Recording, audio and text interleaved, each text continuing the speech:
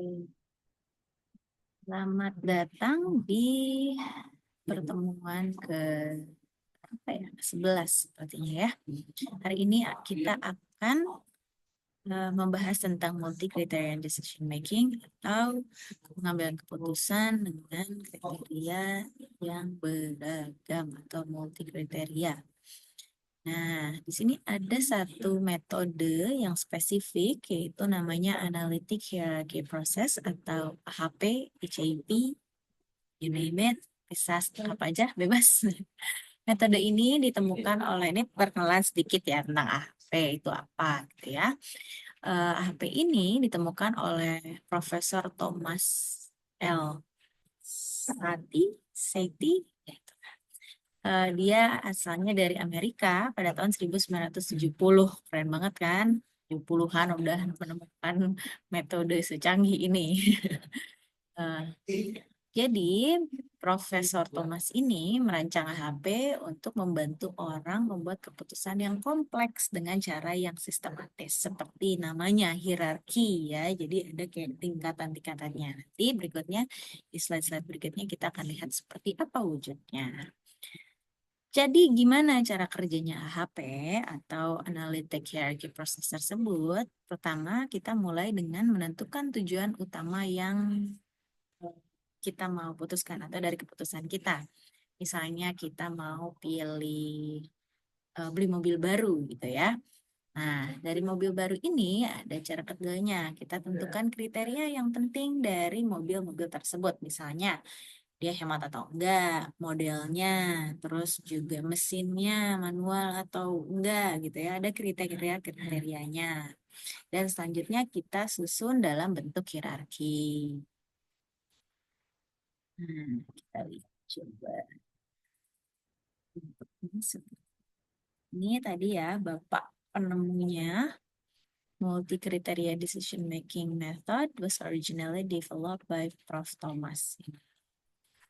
Nah, HIP atau AHP ini is a method to derive ratio scale from paired comparison. Jadi nanti ada paired comparison ya. Nah, kenapa kita harus menggunakan HIP atau AHP ini? Help with when decision are complex or unclear, works with both number and options, sama make choices more logical and transparent. Yang pertama tadi saya bilang kan, tujuannya mau ngapain dulu nih. Lalu ini secara metodologikalnya seperti ini. Tujuan, lalu selanjutnya setup hierarkinya. Tadi kan ada kriteria-kriterianya, lalu pairwise comparison, calculate priority values, cek konsistensi, sama make final decision.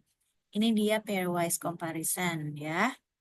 Kita lihat dulu nih, ada dua hal kan tadi ada dua, misalnya contohnya di sini pairwise comparison. Aku mau beli Honda Civic sama Mazda 3 contohnya ya.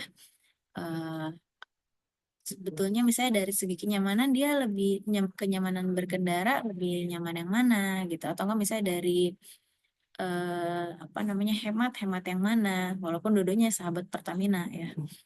Nah, selanjutnya kita tadi kriteria-kriteria tadi misalnya pilihan selanjutnya nih. Tadi kan misalnya secara secara kehematan bensin contohnya ya. Saya di sini ada Honda Civic Turbo gitu kan sama saya Mazda 3. Lalu Honda Civic Turbo di sini sama kita apalagi ya yang spek gitu. Hmm, Misalnya Toyota Camry gitu ya. Di antara tiga ini kita bandingin dulu nih dari dua kriteria dua pilihan kita itu gitu. Atau enggak misalnya contohnya yang lebih simpel di sini yang sudah ada di PPT ya, antara misalnya cake roll dengan donat, itu biasanya kamu lebih suka yang mana? Misalnya dari sangat disukai sampai netral, aku misalnya condong ke cake roll, ternyata roll cake apa namanya ya, saya juga nggak tahu. Kalau misalnya terus kita bandingkan option berikutnya, ada misalnya cake ini dengan ice cream gitu. Sebetulnya dari ratio ini lebih suka kemana? Kalian lebih condong kemana? Ternyata aku lebih condong ke ice cream. Lalu kita bandingkan yang option satu dan option terakhir tadi ya, ice cream dengan donat. Nah, ini kalau ini netral ternyata ya. Saya enggak, ya saya suka dua-duanya. Contohnya. Lalu kita buatlah matriksnya seperti ini ya. Cake, kita coba kita lihat ya. Cake kan satu. Nih, cake dengan cake kan pasti tambah dong. Lalu donat dengan cake kita lihat kan. Cake-nya tiga, donatnya nih, donatnya 1/3, cake-nya 3 gitu. Begitupun yang ice cream tadi. Kenapa ini 1/5? Karena kita lebih prefer ice cream. Jadi kenapa? Ice creamnya 5 kan di sini, tapi bagian cake-nya dia 1/5. Begitupun seterusnya. Nah, if you prefer the first item, put the score directly. Tapi kalau prefer the second item, yang first item itu kalian tambah 1 per gitu ya. Lalu kita cari nih 1 ditambah 1 dibagi 3 ditambah 5 kolom A nih 1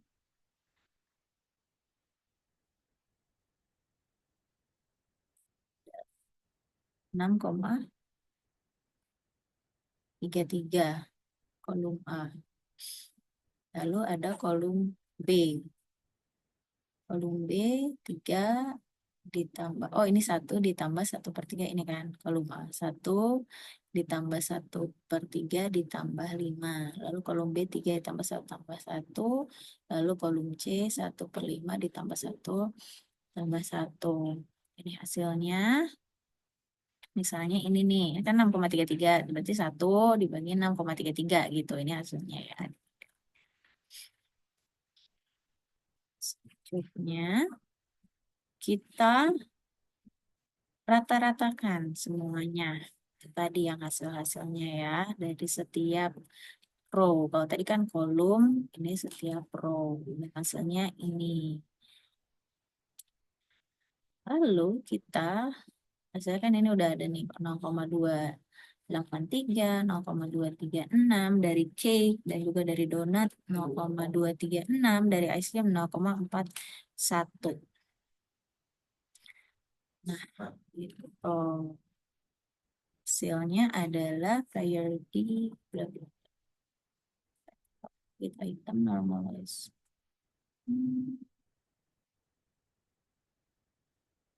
Ini kita lihat harus masukin dulu ya ke dalam hierarkinya seperti ini contohnya.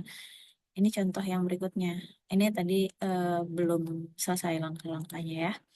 Ini kita lihat dari contoh berikutnya. Contohnya kita mau memilih pekerjaan di mana pilihannya itu gaji, lokasi, atau enggak apa pertumbuhan kita dalam pekerjaan tersebut itu atau growth. Jadi kan ini ada gaji, lokasi, sama growth opportunity. Terus pekerjaannya kan ada 3 jenis nih, maksudnya bukan ada 3 pilihan. Dibuat seperti hierarki seperti yang ada di gambar.